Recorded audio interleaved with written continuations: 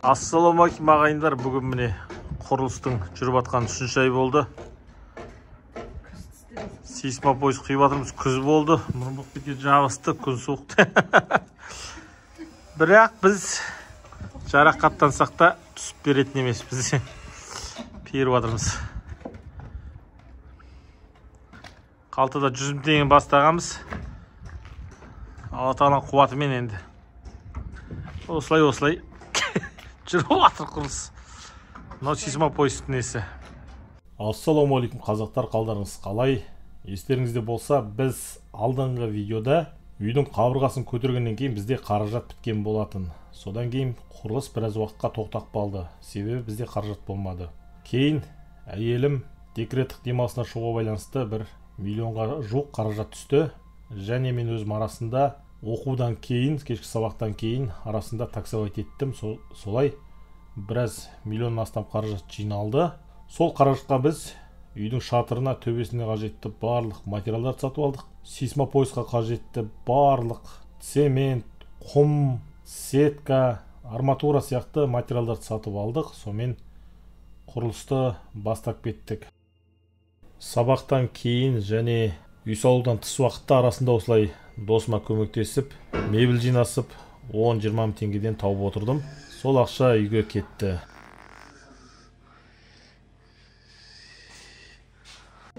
О, маңнан мынандай. Телефонға сыймайды даже.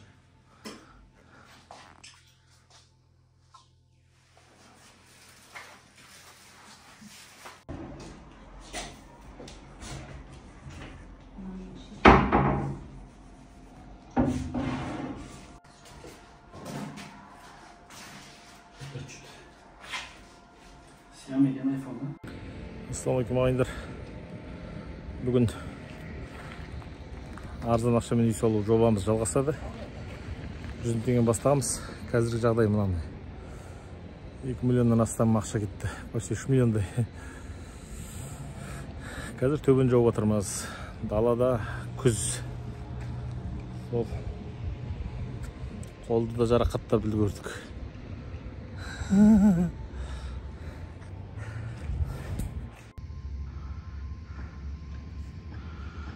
Неше ай болды дейсі ауатқанымызға? 3 ай болды, ә?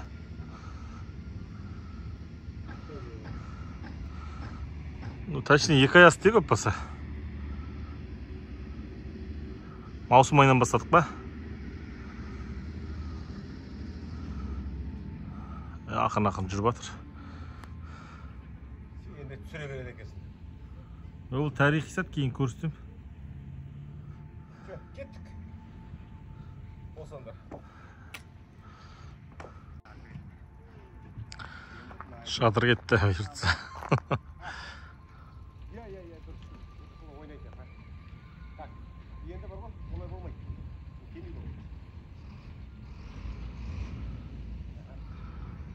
Қоңыр күз десең.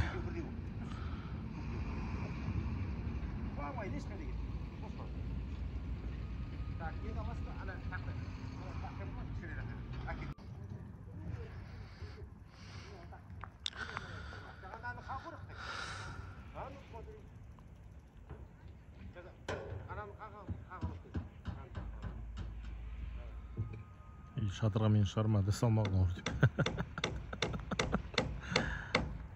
Екі стройный арық, 2 жігіт істеп отыр. Мен сол астан ағаш беріп, анау тұрмын, демалып қалдым рахат.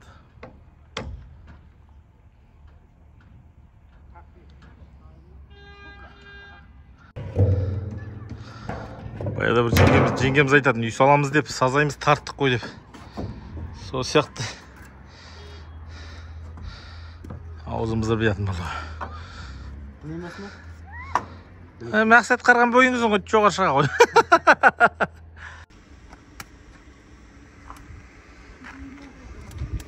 Кетсем құрды. Балдым ғой.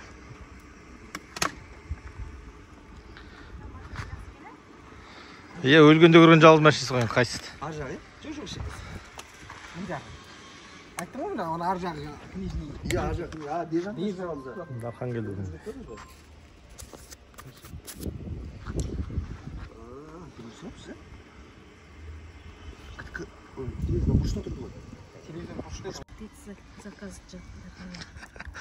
Бұл Дарханның спец заказдар. Мен алдында сен келе. Ал міне сірнеміз осымен дайын. Дәм керемет болыпты. Диван эксперттер бағасын берді десің.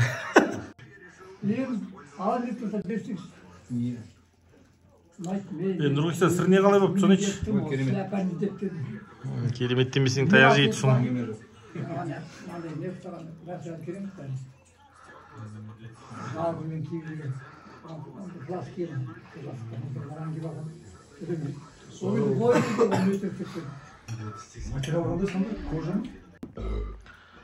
Қорқпа, Қырғызстанда отырсың.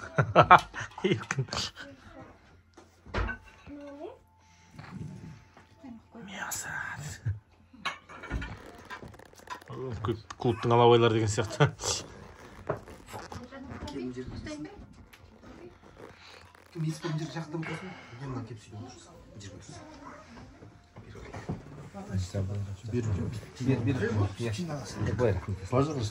Мен жылжымайым.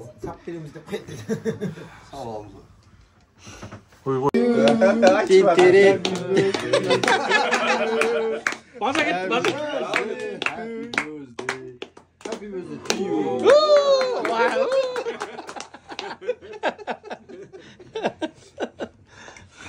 Мен дұрыс. Что за дарвинизм, а? Түсіріп үлгермей қалдым. Дарвинизм.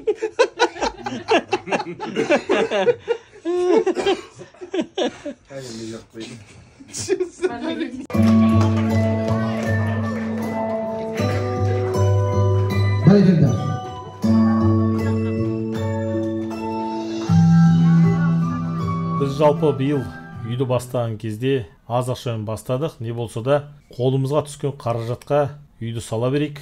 1 теңге болса да, 2 теңге болса да, аз-аздан материал алып жинай берейік деп бастаған болатынбыз. Өздеріңіз білесіздер, алдыңғы видеоларда айттық. Үйдің фундаментін бір құйып қойдық.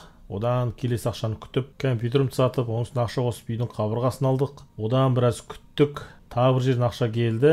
Жаңа миллионнан астам теңге жаңағы айттым алдында. Осының бәрін жинап үйге салдық. Сосын бізде өте көп қонақ болды. Жаздай қонақ күттік.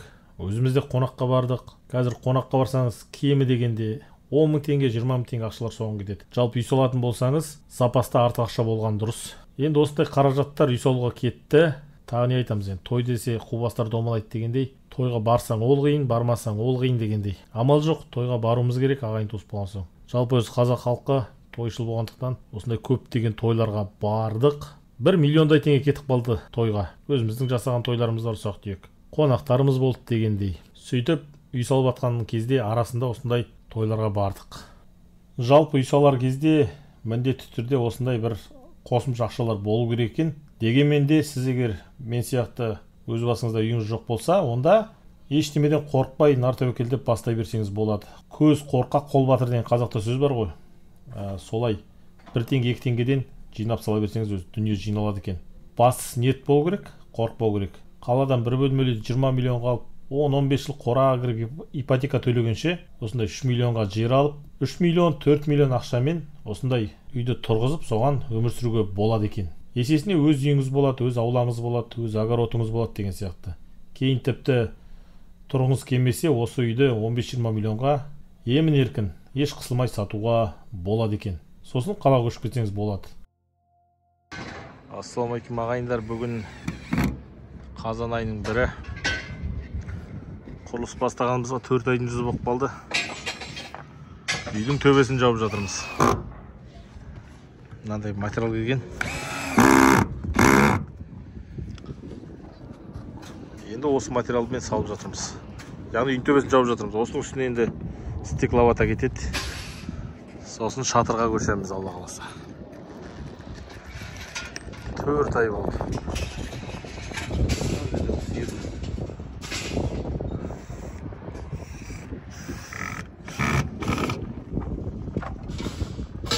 Көмекшілерімізді.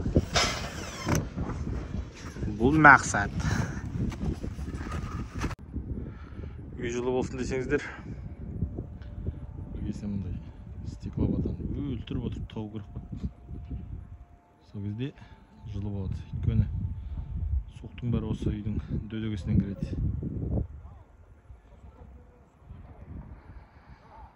Стройка қызып жатыр бізде. Мынау міне біз үй төбесіне картон қағаз салдық, оның үстіне мынандай кілем дрожждар салдық. Енді осының үстіне стекловат лақтырамыз. Сонымен болды, Алла қаласа. Төбеден су кірмей тұрсын. Бұл қоянды. Жан-жақта жанталасып үй салған адамдар әркім өз шамасымен құрылыс жүргізіп жатыр. Жол деген түрі мынау. Бұл бізде жақсы жол деп есептеледі.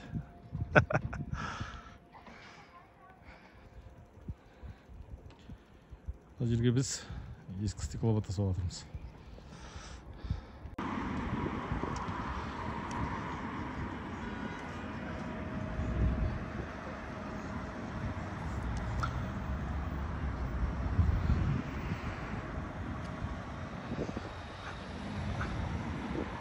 Үй біткен жоқ, менде жұмыс дегендей.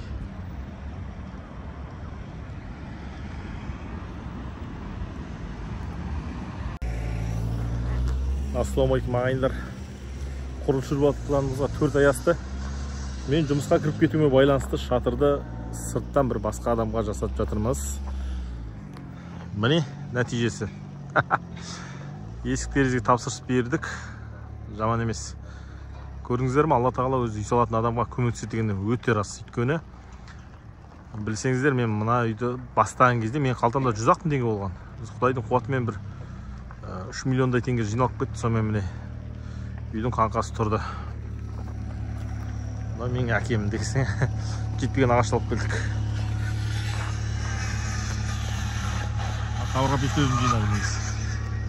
Бұл жерде көріп тұрғандарыңыздай біз үйдің төбесін жабатын шатырдың ағашы, темірін бәрін сатып алған болатынбыз. Осы кезде біздің қаражатымыз толықтай біткен болатын.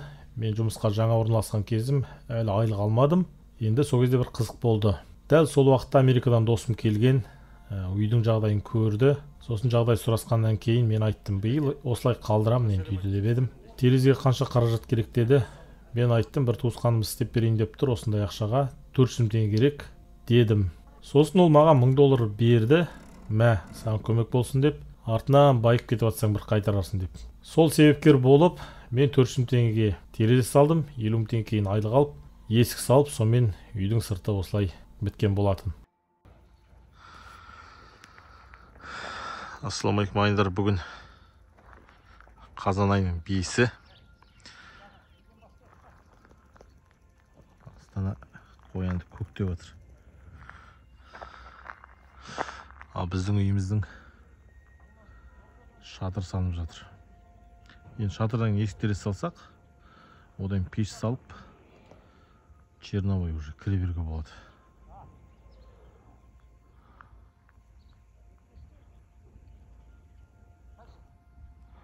Аллаға шүкір, өмірімізде де отбасымызда да жақсы жаңалықтар болды. 7 жылдан бері күткен кішкентайымыз дүниеге келіп, сондай бір қуаныш жаңалықтар болды.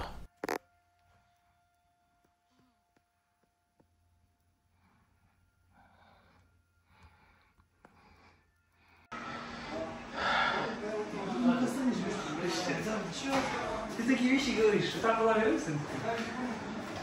Я приличу трудом.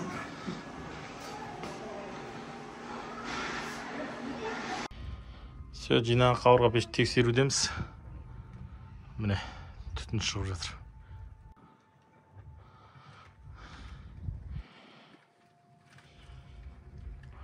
Бұл 4 құдық қабырға пеш. Астың біреу былай көлденең.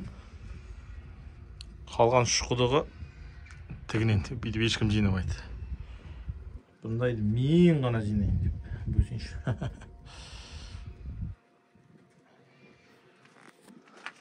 Ох, жалын шықты.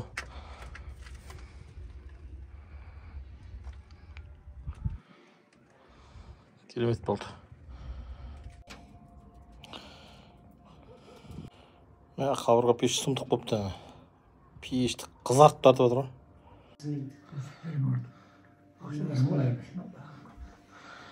Al sapчаштар жеңдер. Неге? Қазан айының 25-і. Шатырдың шетін көмкеріп жатырмыз.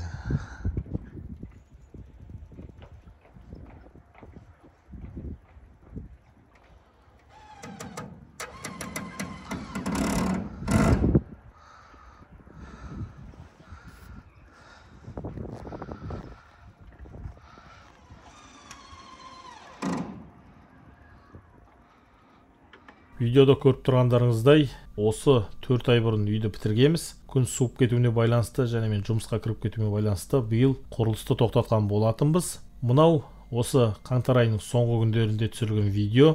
Осы видеодағы үйдің тұрысына небәрі 3 миллион 300 мың теңге кетті. Тек материалына. Ар жағында біз үйдің жұмысын өзіміз жасадық, яғни үйдің салу барысын фундаменттен бастап өз қолымызбен жасадық. Сондықтан үйге небәрі 3 миллион 300 мың теңге кетті. Енді Алла қаласа көктемде осы үйді арғай жалғастырып биыл бітіреміз ба деген ойдамыз. Алла қаласа видеоның жалғасын күтіңіздер. Видеомызға лайк басып, коммент қалдырып кетіңіздер. Жалғасы міндетті түрде болады.